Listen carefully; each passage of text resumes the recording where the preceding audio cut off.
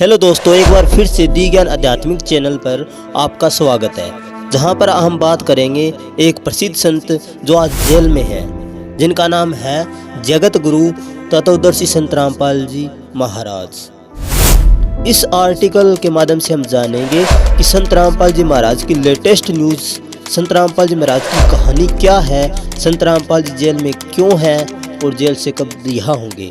आइए हम इसे समझने की कोशिश करते हैं। वर्तमान में परम संत और विश्व में एकमात्र तत्वदर्शी संत की भूमिका निभा रहे संत रामपाल जी महाराज जी का जन्म गांव दनाना, जिला सोनीपत, हरियाणा प्रांत में हुआ। हमें संत रामपाल जी पर लेटेस्ट न्यूज समझने के लिए संत रामपाल जी महाराज की जीवनी को थोड़ा पढ़ना होगा। संत रामपाल जी महाराज जी को अपने गुरुदेव स्वामी रामदेवानंद जी से सत्संग करने का आदेश 1993 को और नाम दीक्षा देने का आदेश 1994 में प्राप्त हुआ।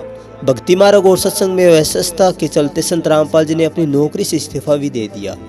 उन्होंने अपने गुरुदेव स्वामी रामानंद जी के आदेश मिलने पर गांव-गांव और शहर-शहर में जाकर ज्ञान का प्रचार किया, तत्व ज्ञान को लोगों से अवगत करवाया, वेदों, गीता, कुरान, बाइबल को खोलकर समझाया, गलत हुई अनुवादों पर उंगली उठाई और भटके हुए ईश्वर पर विश्वास करने वाले आम जन को सत्य की ओर लेके गए। ये सदग्रंथ एज ए लैंप दास साथ रखता है कि मेरे से टकराने से पहले अपने सदग्रंथों न पढ़ लो। देख इसमें यो लिखा है। तो ये लालटेन का काम कर रहे थे, तो आज हम ऊपर उठ के सबने देखे अपने अपने चांदने में अपने अपने ग्रंथ।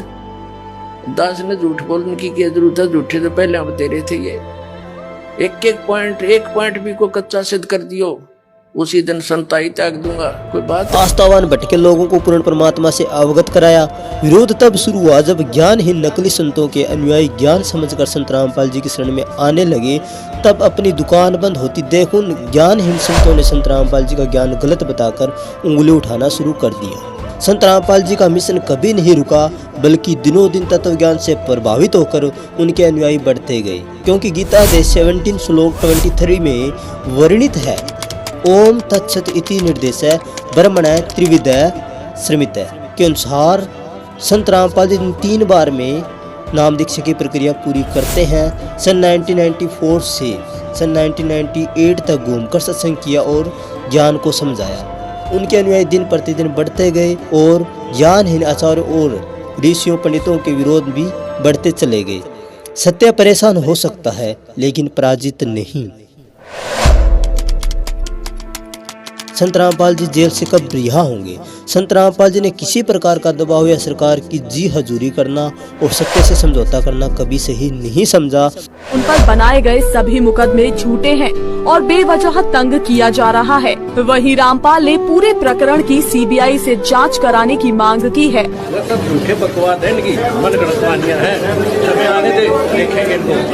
संतों के यही लक्षण होते हैं कि वो निष्पक्ष रहें। संत रामपाल जी के अद्भुत तत्व ज्ञान को सुनकर लाखों की संख्या में अनुयायी जुड़ते गए और अन्य नकली संतों की अपनी दुकानें जो भोले भक्तों को गुमराह करके चलती जा रही थी बंद होती नजर आने लगी और वे संत रामपाल जी की ज्ञान के दुश्मन बन बैठे। कायदे से ज्ञान झूठा होने पर परिचर्चा की जाती है, इसलिए संत रामपाल जी ने सभी को ज्ञान चर्चा के लिए आमंत्रित किया था। सब मैदान छोड़कर भाग गए जितने संत हैं, बोलते क्यों ना, जवाब दो। तो इससे बुद्धिमान समाज समझ जाएगा कुछ दिन में कि कखन इनके पास और बुद्धिमता इन महापुरुषों की ये होगी। ये स्वयं कह दे भाई कोई बात ना।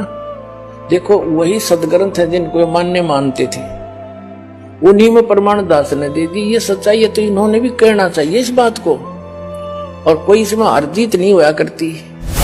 लेकिन इन नकली संतों को जब कोई उत्तर नहीं सूझा तो उन्होंने संत रामपाल जी के खिलाफ दुर्व्यवहार करना शुरू कर दिया।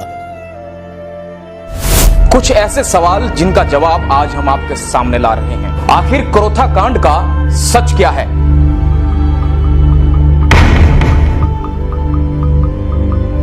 संत रामपाल और उनके अनुयायियों पर कराए गए हमले का मास्टरमाइंड कौन था? गुरुजी और मैं दिन रात क्रोथा के आसपास घूमे और सरकार के ऊपर इतना दबाव बनाया कि सरकार ने पुनः उसको यहां आने से रोक दिया।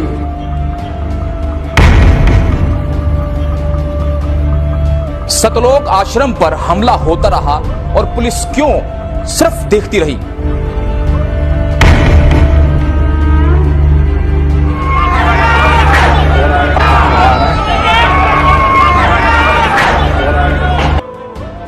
संत रामपाल जी ने सभी सदग्रंथों को, पुस्तकों को खोलकर जन सामान्य की अज्ञानता को दूर किया।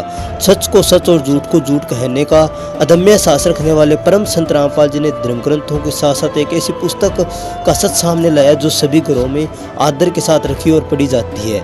यहाँ आप समझेंगे संत रामपाल जी जेल क्यों गए, और वो पुस्तक है सत्यार्थ प्रकाश, और इसके लेखक हैं आर्य समाज के संस्थापक। यहाँ ये बताना आवश्यक है क्योंकि ये वही शख्स है जिसने वेदों की ओर चलो का नारा दिया, लेकिन अफसोस के साथ कहना पड़ रहा है कि वे अर्थ का अनर्थ कर गए। और यहाँ केवल कुछ बिंदु आपको यहाँ प्रूफ के तौर पर दे रहे हैं जो दयानंद सरस्वती सत्यार्थ प्रकाश में प्रकाशित है। सूर्य पर जीवन है तथा वहाँ पर पृथ्वी की तरह स्त्री पुरुष व अन्य प्राणी रहते हैं। पुनर्विवाह से स्त्री का पतिव्रत भंग होता है, इसलिए विवाह के स्थान पर एक विधवा स्त्री 11 पुरुषों के साथ नियोग कर सकती है। एक विधुर पुरुष भी 11 विधवाओं के साथ संतान उत्पन्न कर सकती है। यदि स्त्री का पति दीर्घ रोगी है तो वह अन्य पुरुष से संतान उत्पन्न कर सकती है। जिस कन्या के शरीर में बाल हैं उससे विवाह न करें। दोस्तों, इससे ज़्यादा तो आपको क्या ही बताएं, जो मैंने आपको कुछ चीज़ें बताई जो आपको विद प्रूफ दिखाई जा रही है। इस तरह की और भी आपत्तिजनक और व्यवहारिक बातें इस पुस्तक में लिखी हैं। इन सभी गलत बातों का संत रामपाल जी ने प्रमाण सहित विरोध किया। सन 2003 में आस्था चैनल पर सत्संग में सत्यार्थ प्रकाश का भांडाफोड़ करने में आर्य समाजी आपे से बाहर हो गए। अब दया करी परमात्मा ने सद्बुद्धि दी इस साधना चैनल वाले पुण्यात्माओं को। पुण्यात्माओं, धन है ये साधना चैनल जिसने इतना मदद करी हमारे इस परमात्मा के ज्ञान को आप तक पहुंचाने में। नहीं जिस भी चैनल पर चलाओ थे तीसरे दिन हाथ खड़ा कर लेते, क्यों धमका दे इनको दूसरे, क्यों उनकी पोल खुल रही थी सबकी। ये आपके शत्रु है, मित्र नहीं है। सन 2003 में आस्था चैनल पर चला था हमारा प्रोग्राम, 6 महीने चला था और सबके में आलण लग गया था। इन नकलियों को पता लग गया, इन्होंने तुरंत उसको दबा। और आर्य समाजियों ने 2003 में सत्संग में बाधा डालने और संत रामपाल जी महाराज के खिलाफ दुष्प्रचार का कार्य प्रारंभ कर दिया। संत रामपाल जी का क्या अपराध था? सत्यवचन। और जब आर्य समाजियों की दाल नहीं गली तो उन्होंने मुख्यमंत्री को भड़काना शुरू कर दिया। सत्संग के दौरान कई दफा आर्य समाजियों ने गैर कानूनी अनावश्यक तरीके से आक्रमणों का प्रयास किया।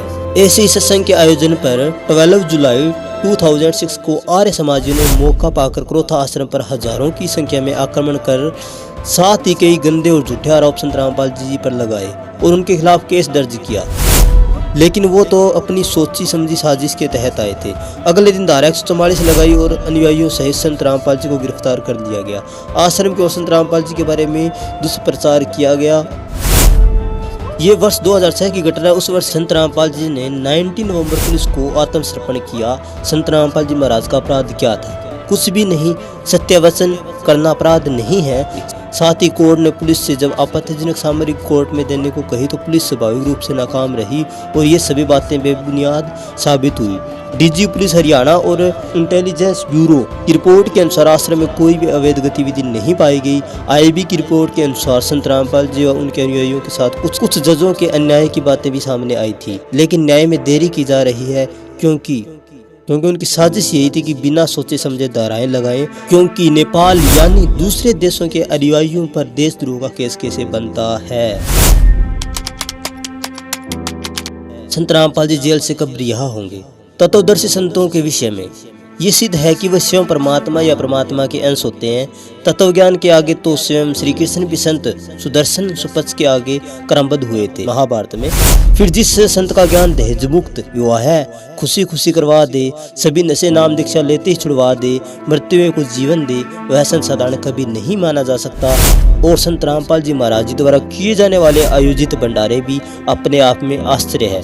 संत रामपाल जी जेल से कब रिहा होंगे ये तय करने वाले हम नहीं हैं, वे स्वयं हैं, क्योंकि संतों की लीला का अंदाजा नहीं लगाया जा सकता और इतिहास गवाह है हमने हमेशा संतों के साथ गलत व्यवहार किया है।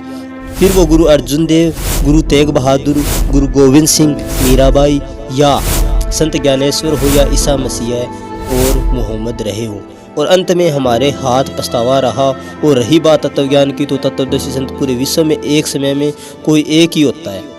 इस समय सर्वधर्मों के ग्रंथों का सार बताने वाले महान तत्वदर्शी संत रामपाल जी महाराज जी हैं। उनका ज्ञान सभी धर्मों से प्रमाणित है, न उनके मिशन में बाधा आई है। इतना पर्याप्त है ये समझाने के लिए कि तत्वदर्शी संत की शरण में आने में देर नहीं करनी चाहिए। बाकी जुड़े रहें दी ज्ञान आध्यात्मिक चैनल पर। धन्यवाद। बाकी मिलते हैं नई वीडियो के साथ।